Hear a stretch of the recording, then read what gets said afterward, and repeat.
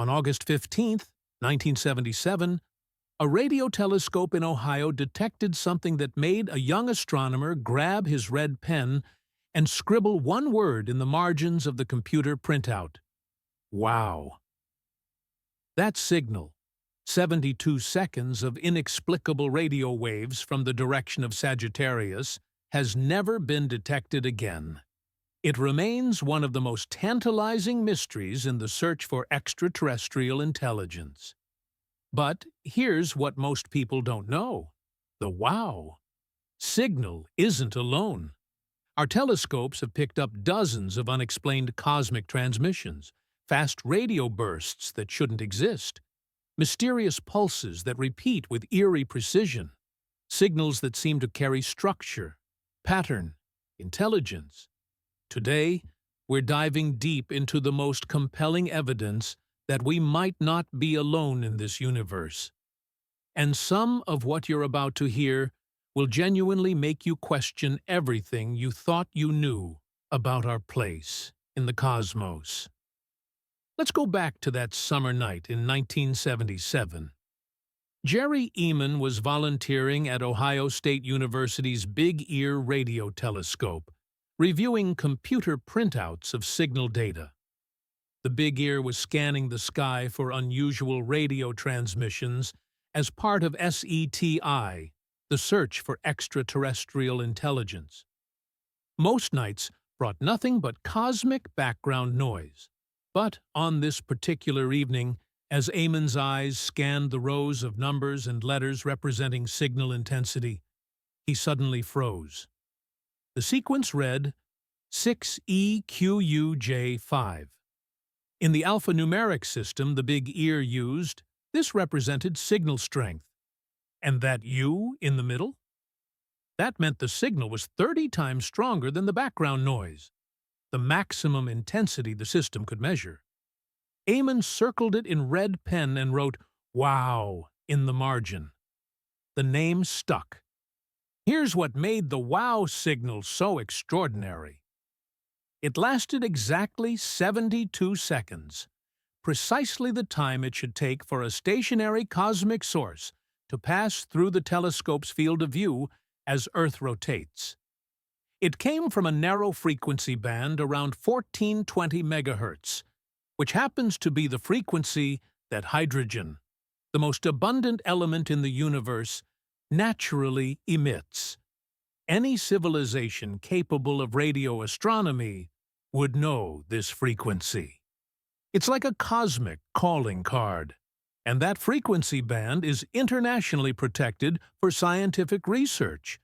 No terrestrial transmitters are allowed to broadcast there. So, what was it? For over 4 decades, astronomers have pointed telescopes back at that same patch of sky hundreds of times. They've found nothing, not a whisper. The wow signal came once and vanished like a ghost. Skeptics have proposed various explanations over the years. Maybe it was a comet, though this hypothesis has significant problems with the signal's characteristics. Perhaps it was some kind of reflection or interference. Or maybe, just maybe, some civilization out there sent a brief, powerful message into the cosmos, and we happen to be listening at exactly the right moment. The truth is, we still don't know, and that uncertainty is precisely what makes it so haunting. Now, if the wow signal happened today, it might not even make headlines, because in the past 15 years, we've discovered something even stranger: fast radio bursts, or FRBS. In 2007, astronomer Duncan Lorimer was analyzing archival data from the Parkes Observatory in Australia when he discovered a pulse of radio energy that lasted just 5 milliseconds. But in that fraction of a second, it released as much energy as the sun produces in an entire day. This was the first fast radio burst ever detected. And here's where things get weird. The signal had traveled through space for billions of years before reaching Earth. Whatever created it was incomprehensibly far away and unimaginably powerful. Since that first discovery, we've detected hundreds of these bursts. Most flash once and disappear forever. But some, like the famous FRB 121102, repeat again and again and again. FRB 121112 doesn't just repeat randomly. It follows a pattern. It's active for about 90 days, then goes silent for 67 days, then becomes active again. Like clockwork, we have a source billions of light-years away, releasing phenomenal amounts of energy on a regular schedule. That sounds a lot like a signal, doesn't it? Scientists have proposed natural explanations. Magnetars, neutron stars with incredibly powerful magnetic fields, colliding neutron stars, or even black holes consuming matter. All of these could theoretically produce FRBs. But here's what keeps SETI researchers up at night. We can't rule out an artificial origin. A sufficiently advanced civilization could theoretically produce these kinds of signals, perhaps as byproducts of interstellar communication networks, or even as propulsion systems for spacecraft. In 2017, a team at Harvard, led by Professor Avi Loeb, published a paper suggesting that FRBs could be evidence of alien technology, specifically giant radio transmitters used to push light sails for interstellar travel. When these massive beams sweep past Earth, we detect them as fast radio bursts. Is this likely? Probably not. But is it possible? We genuinely can't say no. And that's the remarkable thing about where we are in astronomy right now. We're detecting phenomena so strange, so powerful, so inexplicable that artificial intelligence, alien technology, remains on the table as a legitimate hypothesis. Let's talk about one of the most bizarre stellar discoveries in recent history. A star that shouldn't exist, behaving in ways that shouldn't be possible. In 2015, a team of citizen scientists using data from NASA's Kepler Space Telescope flagged something unusual about a star called KIC 84628552, located about 1,470 light-years from Earth. The star's light was dimming in patterns unlike anything astronomers had seen before. When a planet passes in front of a star, the star's light dims by maybe 1%, very predictably. But Tabby's star, named after astronomer Tabby Boyajian, who led the investigation, was dimming by up to 22%, and not on any regular schedule. The dips were erratic, sometimes lasting days, sometimes weeks. 22%. That's not a planet. That's not even a gas giant.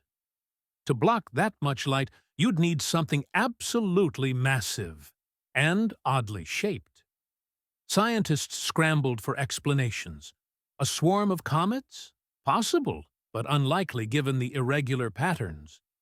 Dust clouds? Maybe, but the data didn't quite fit.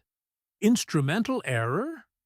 The phenomenon was later confirmed by multiple independent observations, and then, inevitably, someone suggested the hypothesis that captured the world's imagination. What if it's a megastructure? In 1960, physicist Freeman Dyson proposed that a truly advanced civilization might eventually build a massive structure around their star to capture its energy, what we now call a Dyson sphere or Dyson swarm. If such a structure were under construction, it might block starlight in exactly the kind of irregular, massive way we observe with Tabby's star. The scientific community went into overdrive. If this was alien technology, there should be other evidence. A megastructure that massive would generate enormous heat signatures. SETI pointed radio telescopes at the star, listening for signals. They found nothing conclusive. More recent studies suggest the dimming might be caused by an uneven dust cloud surrounding the star. This would explain why the star dims more at some wavelengths than others. It's a natural explanation that fits most of the data, but we don't have a complete natural explanation yet. The dust hypothesis solves some problems, but creates others. The pattern of dimming still includes features that are difficult to explain. Tabby's star remains what scientists call an open question. And in astronomy, open questions are where the most exciting discoveries hide. September 2020 brought one of the most explosive astrobiology announcements in years. Scientists claim to have detected phosphine gas in the clouds of Venus. Why does this matter? Because on Earth, phosphine is almost exclusively produced by biological processes, bacteria in low-oxygen environments, and Venus's atmosphere contains trace amounts of it. A team led by Professor Jane Greaves detected the phosphine signature using 2 different telescopes. They then spent 2 years trying to explain it away through natural chemical processes. They couldn't. No known non-biological chemistry should produce phosphine in Venus's acidic, hostile atmosphere. The implications were staggering.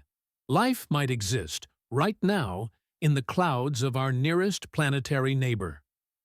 But science doesn't accept extraordinary claims easily. And it shouldn't. Other teams reanalyzed the data. Some questioned the detection entirely. Others confirmed the signature, but suggested alternative explanations. Unusual volcanic chemistry, unknown atmospheric reactions, or simply an instrument artifact. The debate continues today. Some studies support the phosphine detection, others refute it. New observations are planned. The truth remains elusive. But here's what this controversy teaches us. We're now at a point in our technological development where we can actually detect potential biosignatures on other worlds. Whether or not Venus has life, we're asking the right questions and building the instruments to answer them. And Venus isn't alone. The James Webb Space Telescope is now analyzing the atmospheres of exoplanets, worlds orbiting distant stars, looking for combinations of gases that might indicate life. We're entering an era where the discovery of extraterrestrial life might not come from a radio signal or a visiting spacecraft. It might come from a pattern of chemicals in an alien atmosphere, a signal encoded not in radio waves, but in molecules. On October 19, 2017, a telescope in Hawaii detected something that had never been seen before, an object from interstellar space passing through our solar system. They named it Oumuamua, a Hawaiian word meaning scout or messenger from afar. And from the moment astronomers started analyzing its properties, everything about it was wrong. Its shape appeared to be extremely elongated, possibly 10 times longer than it was wide. Its trajectory showed it accelerating away from the sun, but with no detectable outgassing, no tail, no jets. Enter Professor Avi Loeb, chair of Harvard's Astronomy Department. In 2018, Loeb and his colleague published a paper suggesting that Oumuamua's properties were consistent with a light sail, a thin, reflective sheet pushed by sunlight. Essentially, alien technology. By the time the debate subsided, Oumuamua was gone, tumbling beyond Neptune, too faint for even our most powerful telescopes. We'll probably never know what it really was, but its brief visit forced us to confront an important question. If an alien probe did pass through our solar system, would we even recognize it? All of these signals, anomalies, and mysteries exist against the backdrop of one of science's most profound questions. If the universe is so vast and life emerged so easily on Earth, where is everybody? Maybe we'll find a signal tomorrow. Maybe we'll find microbial life on Venus next year. Maybe it'll take a century. Or maybe we'll eventually conclude that we truly are alone, the only eyes through which the universe has learned to see itself. Either answer would be profound. Either answer would change everything.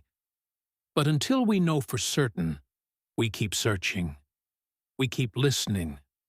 We keep looking up at the stars and asking that ancient, beautiful question, is anyone else out there?